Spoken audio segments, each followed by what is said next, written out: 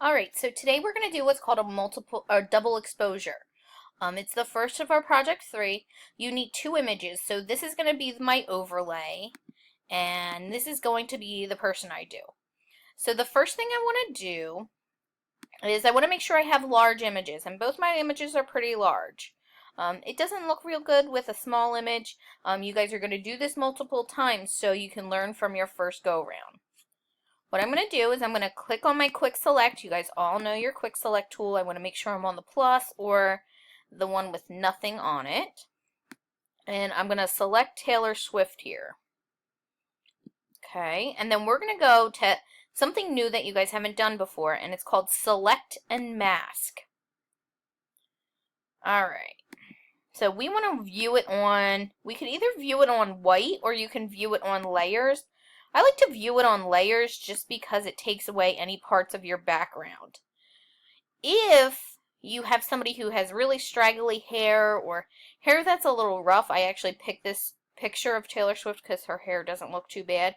You can actually go in here and add some more of your background back. It does help it a little bit. I can feather it if I really want to. If I take too much, it's not that big of a deal. I can, oops, I didn't want to do that. Let's try it again. Select and mask. Our output is going to be on layers. You can kind of, no, don't do that.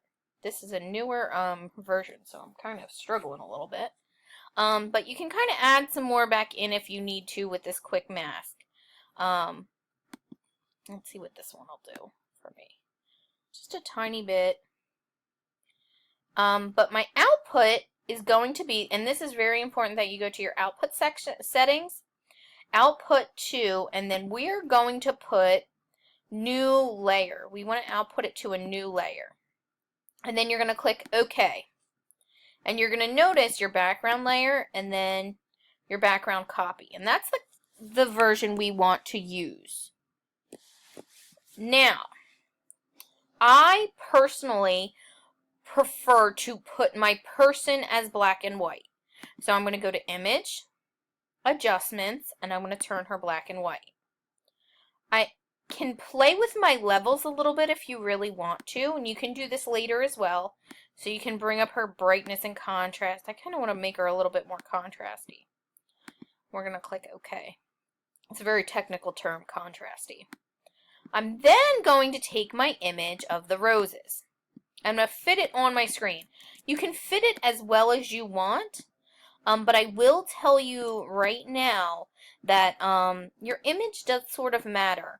You don't want anything to look kind of silly when it's placed over the face, and I'll show you what I mean once I add that image on here.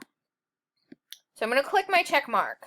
Okay, so I'm going to name this Roses because I'm a stickler. And then we'll name this one Black and White.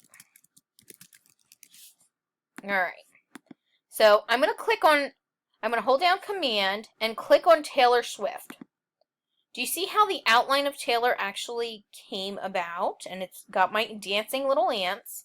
I'm going to then click on my Roses layer. I'm going to go up to Select, Inverse. So I'm selecting everything but Taylor Swift. And I'm going to hit Delete. I'm going to hit Command D to squash my ants. Alright, so I have Roses and I have Taylor. Now where is Taylor? She's hiding. I'm going to take my opacity. I'm going to pull my opacity down. Now, what I mean when I say you have to watch your placement. Do you see how this rose is right over Taylor's eye? It kind of looks weird. Right here. Okay? So you want to watch that when you're doing your background. I have a couple other examples, and we're going to go into somebody's folder here, and I'm going to show you. Block 1, we're going to, I feel bad, but we're going to call him out a little bit, but that's okay. Oh, he got rid of everything else. Let's see. Where is my buddy here? Alright. So do you see his double exposure? He actually kept the entire background and overlaid her, which is fine. You can do something like that. I in particularly like the cutout background. But look at this Empire State Building. It almost cuts her down the middle. It's like a needle going into her eye. That's very, very, very poor placement. You do not want to do something like that. This one is a little bit better. However, everything's black and white. And this one, the same thing. If you look at the building, it's going right into his nose.